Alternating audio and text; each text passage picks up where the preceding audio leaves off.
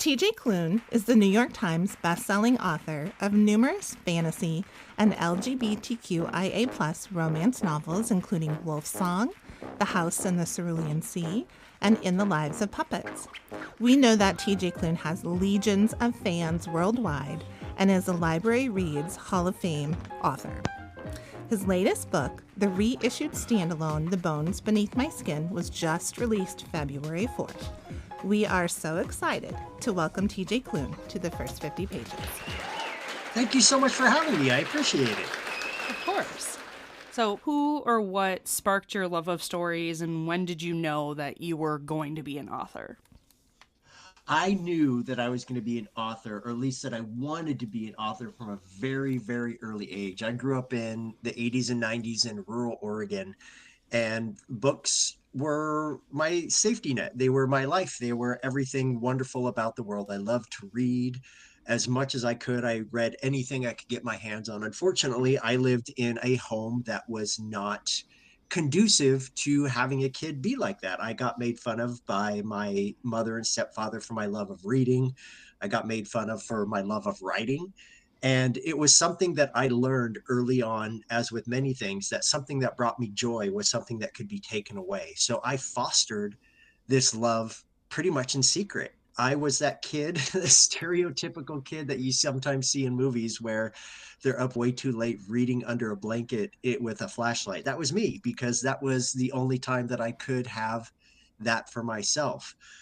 It wasn't until I got to seventh grade that two women, my English teachers, Mrs. Benson, Mrs. Pfeiffer, changed my life. They were the first people to tell me I was good at something, and that happened to be writing. And in my very last class with them, they told me that one day that they would see my name on a book in a bookstore. I am here today, proof positive over the power that teachers can have over their students. I would not be here without Mrs. Benson, Mrs. Pfeiffer believing in me, because again, they were the first people to ever believe that that ever told me I was good at something. And they were older when I had them, and they have since passed. But when I was growing up, the thing that I did the most, the thing that essentially saved my life, was the Douglas County Library. It was where I would go every day during the summer. Again, being stereotypical, I rode my bike 5 miles into town just so I could go to the library and spend all day there during the summers. My librarian was the first person I came out to at the age of 16. She was the first person to give me books with gay people in them. And it fostered that need for me to want to be able to write, to be able to do something. I don't have a college education. I'm not one of those fancy people who went and got an MFA. I have a semester of community college under my belt, but I had a desire to do what I loved most, and that was to write. And so in my 20s, as one does, I decided I was going to write the great American novel for my first book. And it was not. It was very much a first book, but it was published by an independent publisher and did pretty well. And I guess the rest is history. I've been doing it ever since. What a fantastic story. Like, I know, Kelsey and I are librarians, right? That is what we Yeah. do.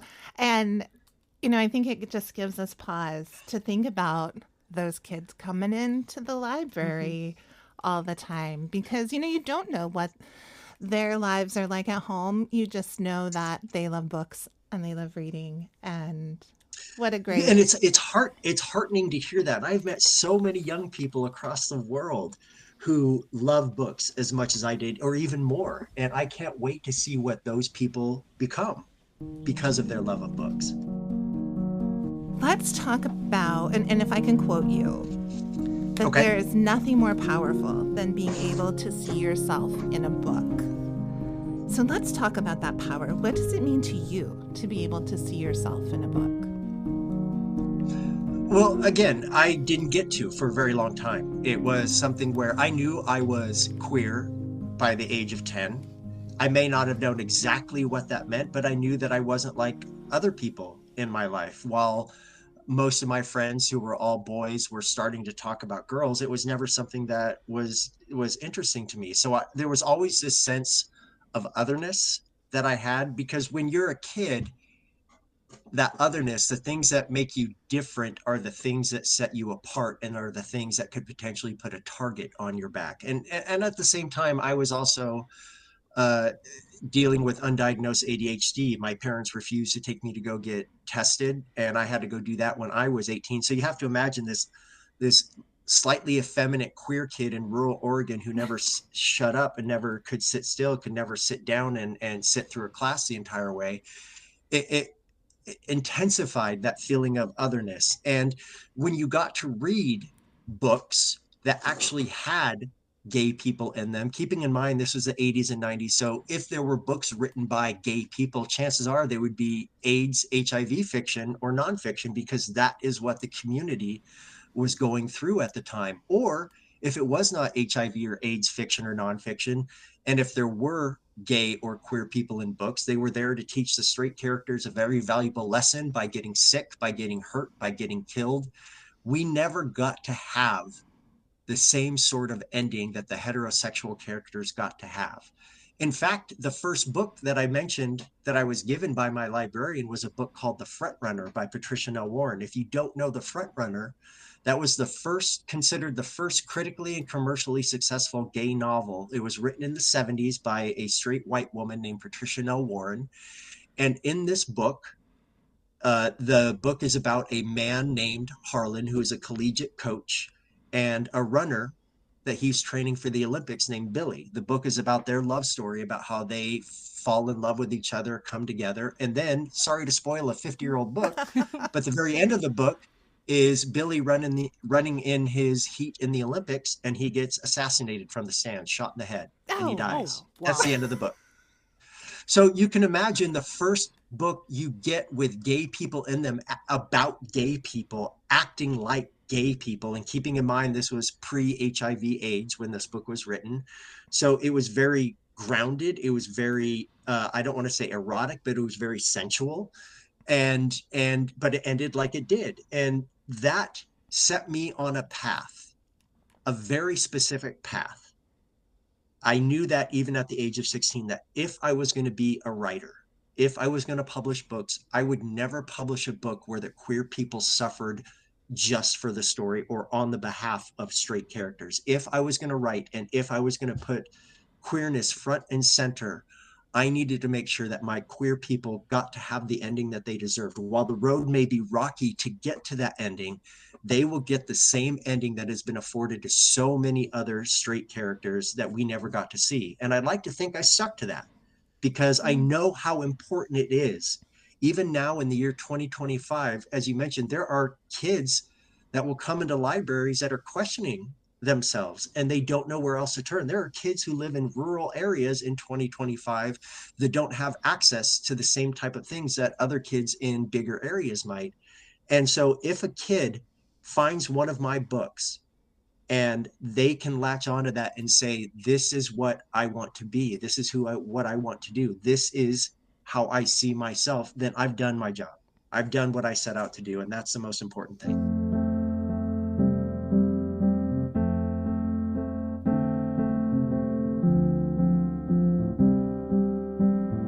One of, the laws of library science, if you've done any looking into this ever, the second law of library science, every reader, his or her book. And that means that librarians serve a wide collection of patrons and acquire literature to fit a vast collection of needs. We don't judge what specific patrons choose to read. Everyone has different tastes and differences, and we should respect that. And right now, and this is a kind of an ongoing conversation, that we are having as librarians, and increasingly, unfortunately, in our own state, there's this idea that every book should appeal to only one kind of person. So it is, I think it's refreshing that we have authors who are, writing those truths.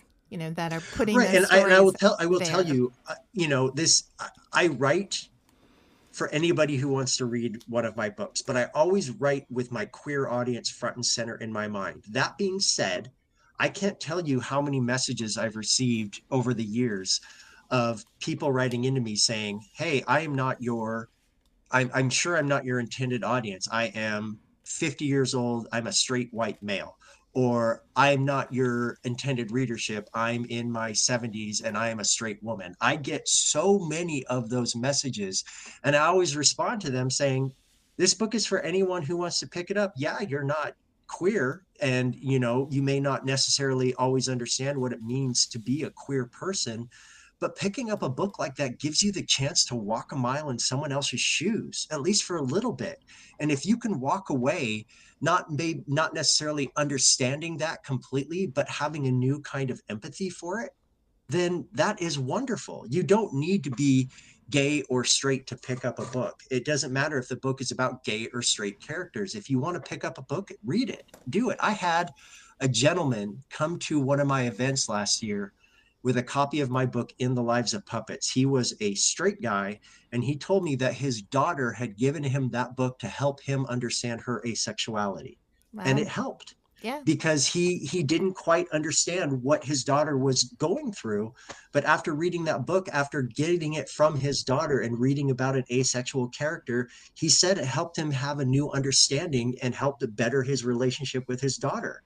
And that isn't that what we want? Yeah. If you're not entertaining, books should always be entertainment. They should be entertaining. They should teach you something, yes, but my books that I write should also be entertaining. But if you can walk away from that entertainment thinking, wow, I have a different mindset, or this helped teach me something, isn't that great? Isn't that wonderful that the power of books can do something like that?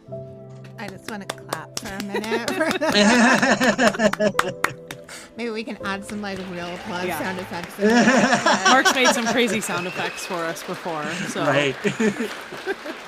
So with your latest book, The Bones Beneath My Skin, is sort of a little break from the cozy fantasy style that you've become known for in your previous series and standalone books, leaning a little bit more towards science fiction. Can you tell our listeners a little bit about your latest book? Yeah, The Bones Beneath My Skin follows a man named Nate. It is set in the mid-1990s.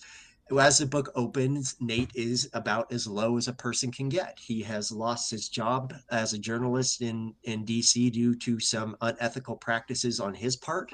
His family his mother and father are dead due to an act of violence.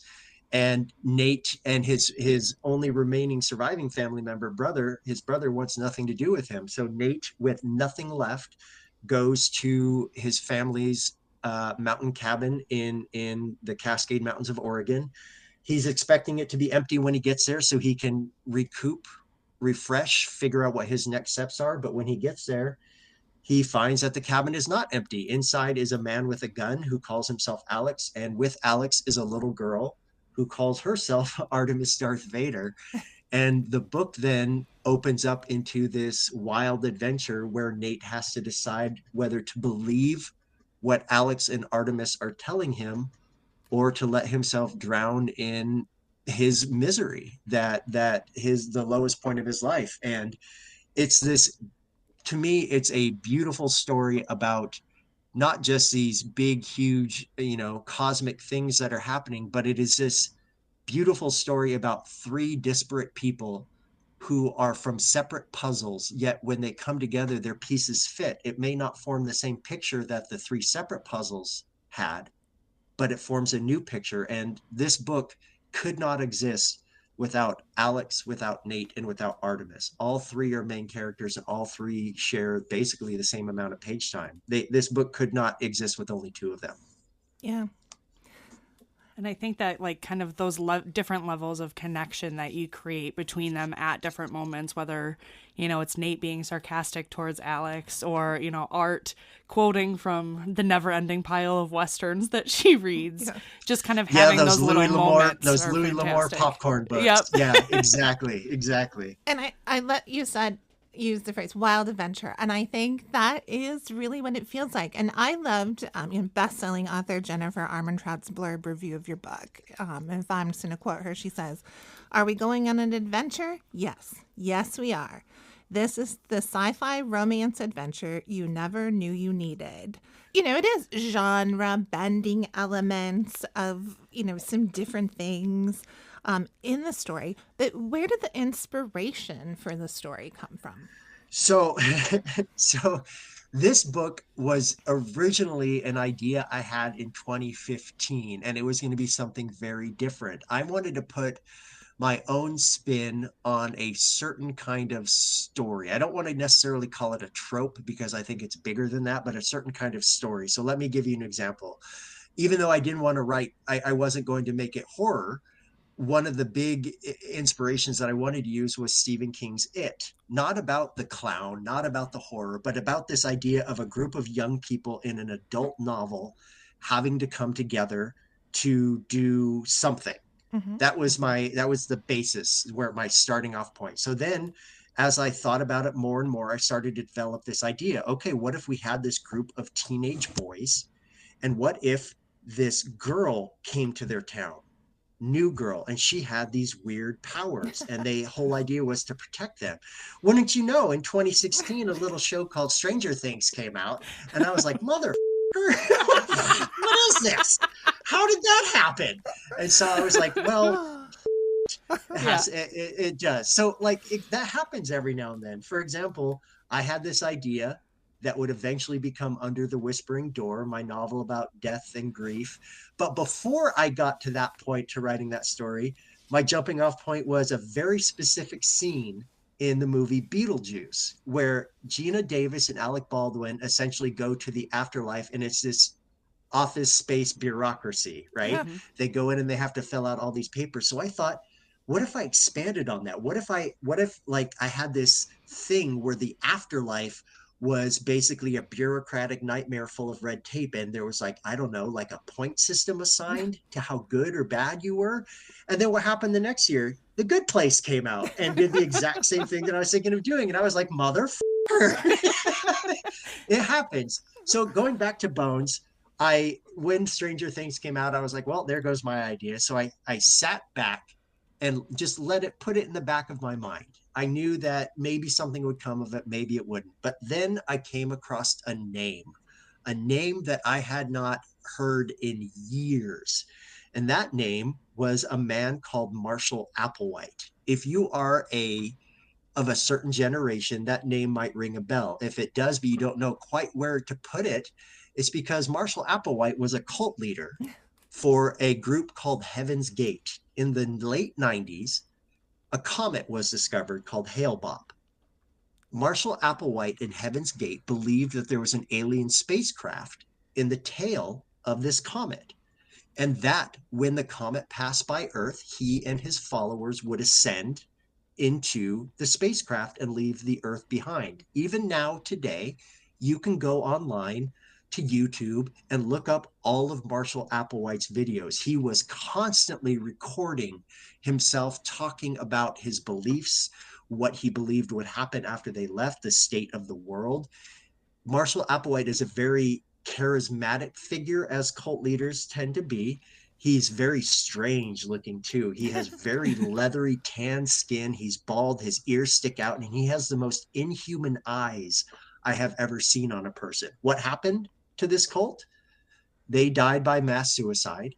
The indelible images that many people of this generation will remember as of them in a bunker of sorts, in bunk beds, all wearing the same track suits and white Nike shoes with cloth draped over them so you can't see them really. Yeah. And they all died.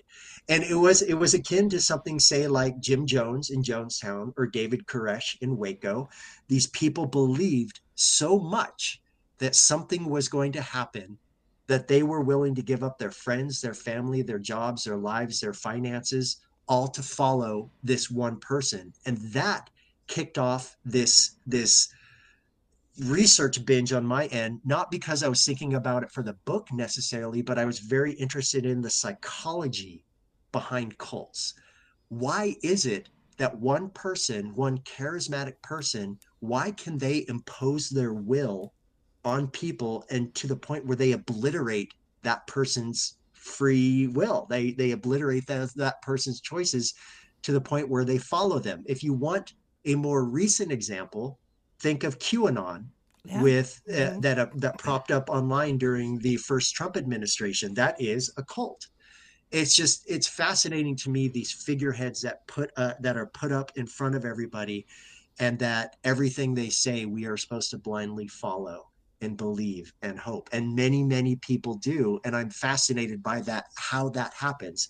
And when I realized that portion of it, that Hale Bop angle of it, I thought back to that story I'd been thinking of with kids, and wondered, what if I kept the girl? What if I kept the girl as she was, but I went in a different direction? What if I aged up the people around her, and instead of making it a group of kids having to fight some big thing, what if I made it to where it was basically a sad dad story?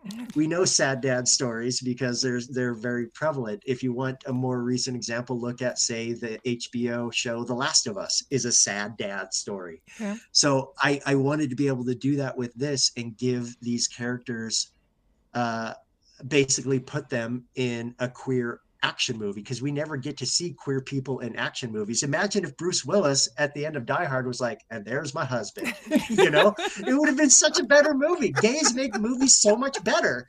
And gay people, we run faster than straight people do, so we can run away from helicopters and explosions just as well, if not better, than straight people can.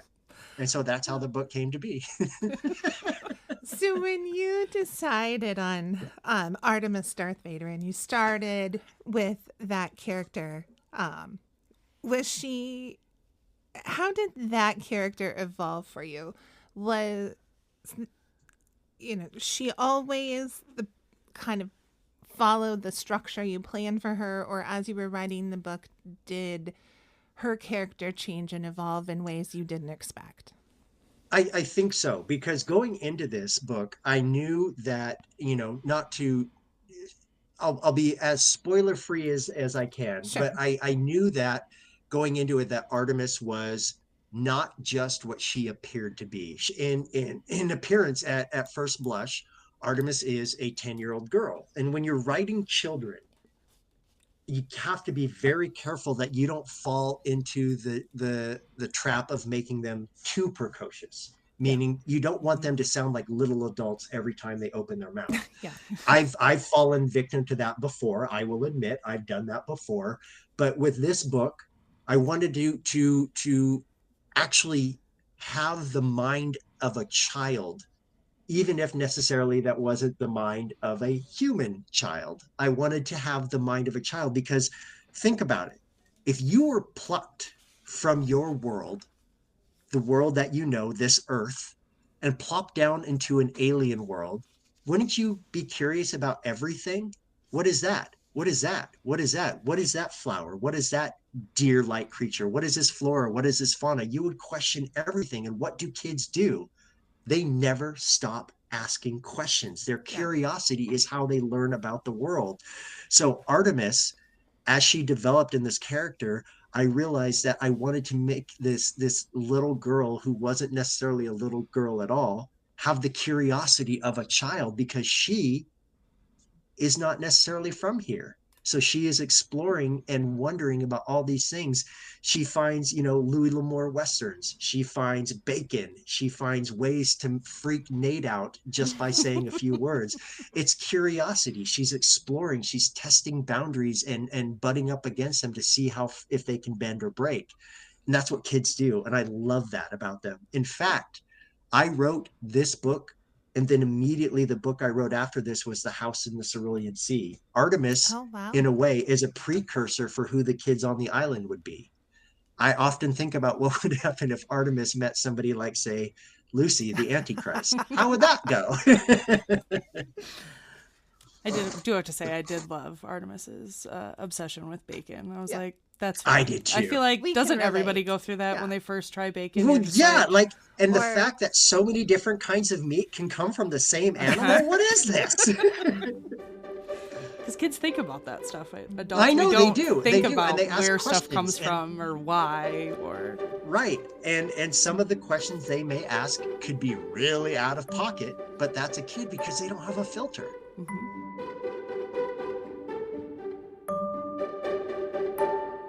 found family is a theme that is often explored in your books, including The Bones Beneath My Skin.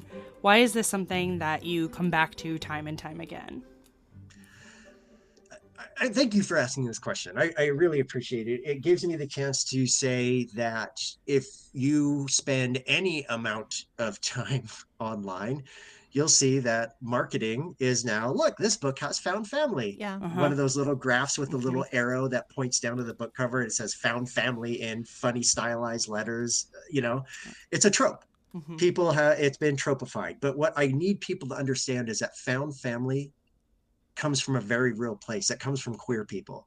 So many of us did not get to have the love and support in our childhood that we should have had. And what did that make us do? It could either destroy us or make us realize that there are other people out there who could appreciate us for who we are. Family, my family is not just made up of people who are related to me. I have my sister, my brother, and my nephew. Everybody else in my family is not related to us by blood. And that's because we had to go out and make our own family. We had to go out and find people who didn't think lesser of us because we weren't like everybody else. I'm the only queer person in my immediate family in terms of my brother and my sister, but they are just as estranged from our mother and stepfather because of the fact they saw how I was treated. They saw the anger and the vitriol that was pointed in my direction, and they received some of it too, just not to the extent that I did. And my sister and brother grew up realizing that that's not how family treats each other.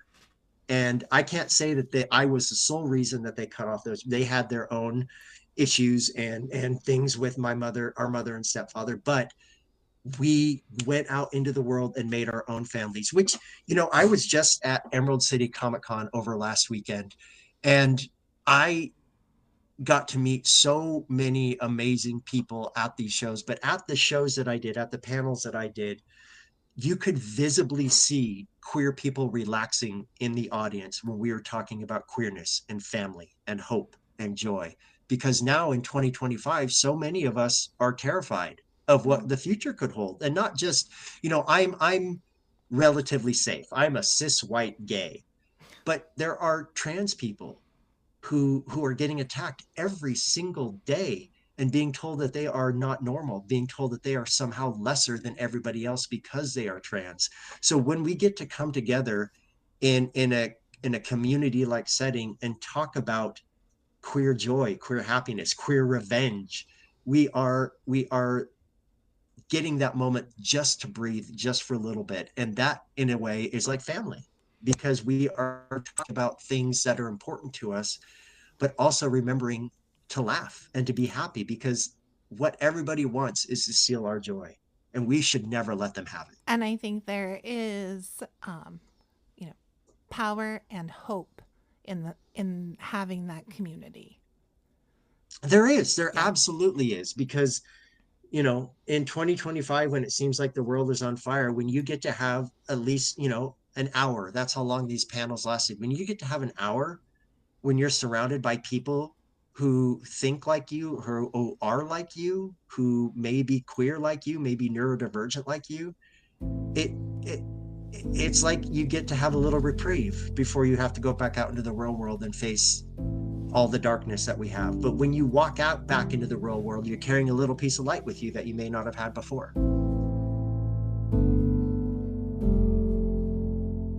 So your books can provide a form of escapism, but they also really do reflect the reality of our human emotions.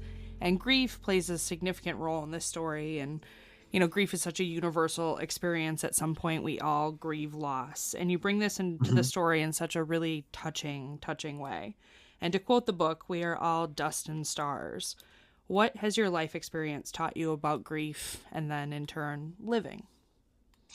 So in 2012, I met a man named Eric. He was a writer. He wrote many, many wonderful books. We often joked that he was the better writer, even though I was the bigger seller. infinitely the better writer than I could ever hope to be. In 2013, I asked him to marry me. He said yes. 6 weeks later, he collapsed in our home in Virginia. As it turned out, he had what's known as God, I'm going to mispronounce this. I always mispronounce it. Calcified hemangioma, which is another way of saying a non-cancerous tumor. But in this case, the tumor was growing on his brainstem, one of the absolute worst places a tumor can be in the human body. He collapsed in our home. By the time I got to the hospital an hour away in Richmond, he had already been intubated and was medicated up to the gills. We were told a couple of weeks later that the only way Eric would survive is if they did surgery on one of the most difficult places to do surgery. Your brainstem is essentially the conduit for the body and the brain. Mm-hmm. Everything that your brain sends out to the body, all the chemical signals, all the electrical signals, all of that goes through the brainstem. In addition, in the brainstem, there's something called the phrenic nerve. The phrenic nerve is what allows us to breathe involuntarily. That's what the brain sends to the lungs to help us to breathe. We don't think about it because we don't need it to think about it. It's something that we involuntarily do. We were told again that Eric would need this surgery or he would die. So we left it up to Eric, and Eric decided that he wanted the surgery. He went into the surgery, and unfortunately, they got the tumor out, but unfortunately, the brainstem was severed. And that meant the phrenic nerve was severed. And that meant that Eric was paralyzed from the neck down and would be for the rest of his life. Now, when you are a quadriplegic or a paraplegic, chances are you can't breathe on your own. And in this case, Eric would not have been able to breathe on his own since the phrenic nerve had been damaged. And once that is damaged, it cannot be repaired. So what happens to most people who are in that situation? They are ventilator dependent, meaning they have to be on ventilator support, which is a trachea tube that goes through a hole in your throat and a tube that goes down into your lungs. Now, what happened to Eric 3 years later is what pretty much happens to everybody in his position. No matter what you do, no matter how much you try to keep an open wound clean, bacteria will still get inside. Eric ended up passing in 2016 from pneumonia, which is how many, many people with quadriplegia end up passing away. And I went into this horrifically toxic place. For the past 3 years, from 2013 to 2016, I was running on survival. I was running on hope, however faint it may have been. So when eventually Eric passed, I went into a spiral of grief because it felt in a way like I had been in a holding pattern for 3 years, waiting for the other shoe to drop. And when it dropped, I finally allowed myself to grieve. But in that grief, I found anger and toxicity. I hated him. I hated our friends. I hated our families. I hated everybody who was going back in their lives as if nothing had happened, as if my life hadn't been razed to the ground. Grief is inherently selfish. It's supposed to be. It's about something that happened to us. It's about how something made us feel. But when you wallow in it too much, that grief can turn toxic, which is what it did for me. And it led to some pretty serious issues. It led to a lot of, to be quite frank, it led to suicidal ideation. It led to me not doing anything. It led to me being a zombie for a long time. Eventually, I was forced to pick myself up by some very, very strongly worded things from friends and family. And I went to therapy, and I managed to put myself upright again, not in the way that I had been before, but in a way that was recognizably human. And that set me on the path that became Under the Whispering Door, because, as you mentioned, grief is something that everybody goes through. If you live long enough to know what love is, you will know loss at some point. But if that's the case, then why do no two people grieve the same way? Grief is unique, even though it's universal. So I set out to write Under the Whispering Door to find out why grief does the way it does. Why do we all experience it, but no two people experience it the same way? Now, obviously, in my hubris and in my grief, I thought I would get those answers. I did not. But by the time I finished, I felt better. I can't say, I obviously will never say that I was fixed, but I Yeah. felt a sense of lightness that I hadn't felt in a very long time. And it brought forth this idea of grief in that it is taboo. We don't like to talk about grief. It is, in a way, it is almost taboo in the way that sex and money is. Grief, though, we don't like to talk about it because it makes us sad. Yeah. Obviously, it makes us hurt. But grief, again, is something that everyone goes through. So the more we talk about it, the less mystique it has. Writing Under the Whispering Door, and then again, but before that, The Bones Beneath My Skin, it helped me to recontextualize my thoughts on death. I'm not scared of death anymore. Death is something that happens to everyone. We are all going to die one day. It's the fact, it's the truth, it's what happens. So, why should we try to hide from that? Why shouldn't we talk about it more? Since, again, it's something that happens to everyone, like grief does. So it's this whole mishmash of ideas and thoughts in my head about the nature of humanity, but also my own personal grief, where the best way I know how to get through something is to try to write through it. Does it always work? No. But in this case, it did help give me a sense of perspective that I did not have before. Wow. I don't even know how to follow up with, to have a response. I'm just trying to take it all in because I think. But it does come through in the writing. And I think part of that is what attracts people to your stories too, because there is such humanity in that. And I think that's something that we've lost in the past, I don't know, 10 years. Yeah. Look, I'm not going to, I'm not, I can't say that. I was about to say, I'm not trying to make this political, but look, my entire life is political talking point for so many people on the other side of the aisle. So why can't I talk about that? Yeah. Look, I think in the past 8 years, ever since I guess we could even go back to 2015 when Trump announced he was running for president, something fractured in this country. Either it was something that was always there and bubbling under the surface, and certain people just widened the divisions, or it was something that burst through. And I think COVID in 2020 further solidified that breaking. And I don't know that we've recovered from that in any way, and I wonder what that would look like, what kind of recovery would look like, or if we're just all going to continue to spiral down into madness, which is what it feels like it goes on every day. I think that regardless of who you are as a person, I would like to think that most people understand empathy and that understand hope, but sometimes they get too mired down in their anger and their vitriol or in their fear of what they don't understand, and it turns into something darker. I don't know what happened. I don't know what was the tipping point, the turning point of the last 8 years, but it has been it seems like one thing after another where everything just seems to be getting a little bit worse. Well, we know that readers have empathy. Yes. Yes, absolutely. Read more books, people. Yes, just read more. Please do. Read more, because read widely. It shows. It's shown in studies that reading does make you more empathetic.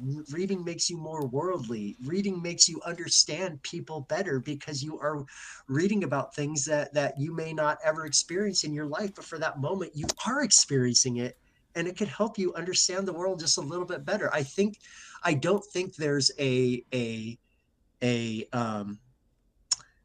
think that there is a correlation between those who choose not to read and their levels of empathy and intelligence and many, many other things. I think if there was a study done, that it would show that the people who do not read lack something that readers do have. And I think that so you did, I loved your National Book Festival interview that you did with the Library of Congress. So if anybody gets that was so cool. That was Jen's one of been the recommending it coolest to everybody. moments of my life. I was like, that was such a good hour of my time. Being invited by the National Archivist of the United States to speak on the National Mall, that was crazy. That was one of the coolest things that's ever happened to me. And I think one thing that you said in there, like helping the reader explore their own feelings through characters that you've created. And I think that is also what reading does. It helps us explore our own feelings in a very safe way. And it might make us uncomfortable. Like we might have to deal with some uncomfortable feelings, but it gives you that opportunity to do that. And I can give you a very specific example of that. So after Under the Whispering Door came out, I didn't really know what to expect. It was a very personal story for me, probably the hardest thing I've ever had to write. But when it came out, and still to this day, you know, almost 4 years later, a very strange thing happened. I began to receive message after message after message of people sharing their own stories of grief, their own tales of loss and pain and suffering. And for a long time, I wondered why.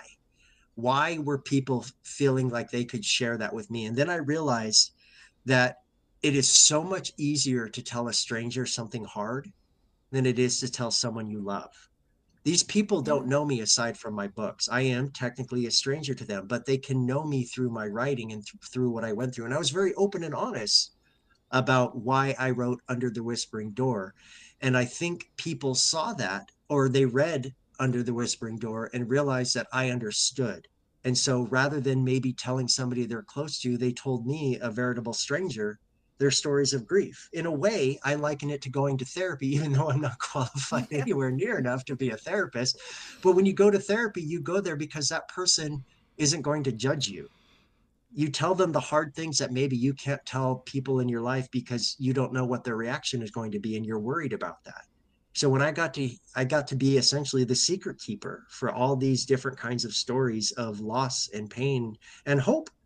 And it has been remarkably humbling because it just goes to show, again, this kind of thing happens to everybody at some point in their lives. So, Yeah. since we're still on the train of books and the impact and the empathy that reading can have on us, do you get to spend much time reading for your own pleasure now that you've found success? Oh, yes. I try to read every single day. Perfect. I've spoken with authors before who tell me they don't have time for reading. And I want to tell them, you don't have time to write them. Yeah. Reading is not only, it's like, when you go into a job and you want to get into a higher role, but you are not qualified for that role quite yet. So you go through like continuing education until you're qualified for that role. And maybe once you get that role, you're looking at the next role you could get. So you have to continue educating yourself for that. Reading and writing is the same exact thing. When you read as a writer, you learn how other writers do things. You learn what tricks and tips that they have. You learn how certain story arcs can sound. You learn how dialogue should sound. If you don't have time for reading, you do not have time to be a writer. Reading is so fundamentally necessary to this craft that without it, I don't know how you could do it. And reading is something that I am constantly doing. As of late, I haven't had as much time to read longer novels. So I have been reading short novels and a bunch of short story collections because A, I can finish those with the time that I have, but B, I'm also learning how to do new things because I write very long books. And writing short stories is so much harder than it is writing a novel. So I'm trying to learn how to become a better writer by reading short fiction to see how they do it. Very cool. Yeah. The book I'm reading right now, by the way, is freaking amazing. Well, and I'm trying to recommend this to everybody How did you know what our next question would be, right? Oh, You read our minds. You're librarian. You're librarian. Of course you want to know what people are reading. Yes, of course. The book it's new. It's a novella, or I should say a shorter novel. It's at 195 pages in my e-reader. It's called Victorian Psycho by Virginia Fato. Okay. It is, holy crap. It is so good. It is a Victorian set novel that follows a woman who is who is hired to be a governess of sorts, but she is psychotic. She is having a breakdown and she is apparently going to do something pretty bad to this family. I'm like, this family is filled, the mother and father of this family is filled, are not very nice people. The children are little little gremlins. And it's fascinating to watch because, Victorian Psycho brings to mind Bret Easton Ellis's American Psycho. Sure. Which is an obvious inspiration. It's just that this novel features a woman set in Victorian times, and it is fascinating. I rarely get jealous of other writers the way that they write, but Virginia Fato, I have never read her before, but I am seething with jealousy about how well written this is. It is remarkable. Well, we're going to go check that out now. Put it on Yes. our to-be-read list for sure. We have really, really enjoyed our conversation with you today, TJ. Thank you so much for joining us on the first 50 pages. And if you're looking for more from TJ Klune, you can visit his website, tjklunebooks.com, connect with him on Instagram and Goodreads, and of course, you can find his books at your local library.